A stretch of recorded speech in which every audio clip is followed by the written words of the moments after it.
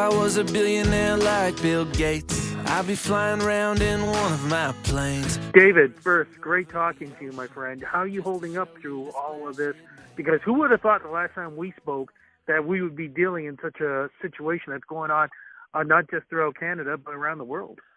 Yeah, you know what? It's pretty crazy. It's every day. It kind of just feels like a bad dream in some sense, but it's the new normal right now, at least for the time being. So I'm just been doing my best to adjust along with everybody else, I'm sure, and just making sure take the necessary precautions and stay happy and healthy and all that stuff. So I'm doing pretty good. It's just been a lot of adjusting so far.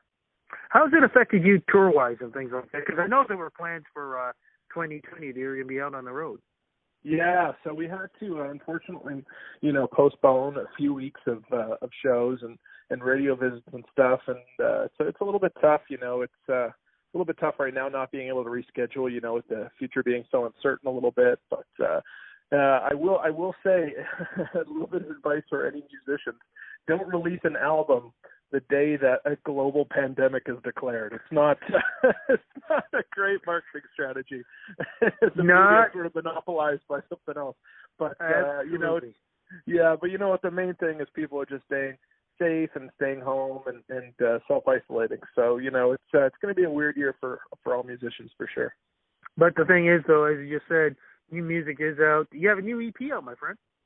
I do, yeah. So we've been working on it for about a year and a half, and it just feels so good as an artist to finally be able to get music out to the world. And I think more now than ever, it's people are relying on music to kind of get them through each day, and the response has been so great. So I'm just so incredibly grateful that something we worked on for so long that people are really enjoying it. What's the EP called, and how's it representing your career right now? Yeah, so it's called If I Were You, and hopefully, it's a step in the right direction.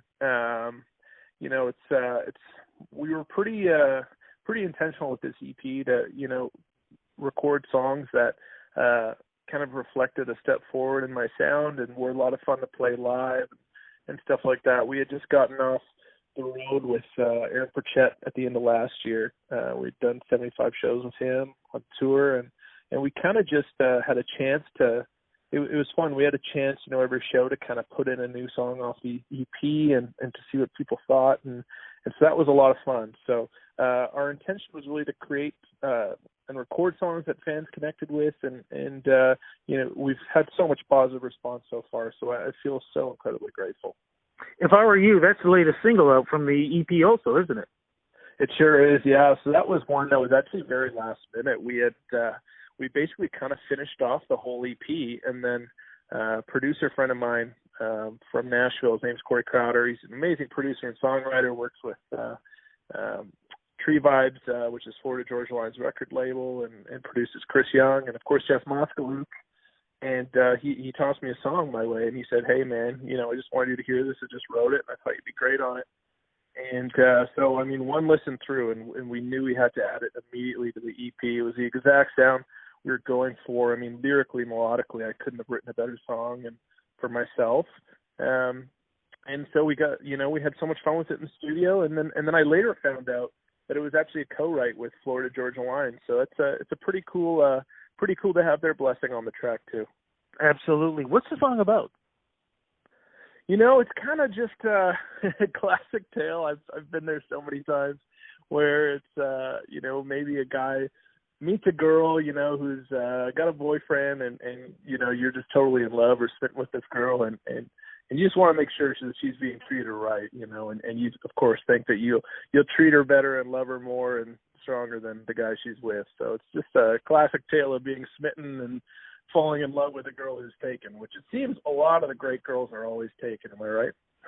Absolutely. Can't argue with that, my friend. Oh, my goodness. If I were you, I'd say goodbye to that dude. No, he don't know what he's got, so he's got nothing to lose. Somehow he don't even kiss you, bet he won't even miss you.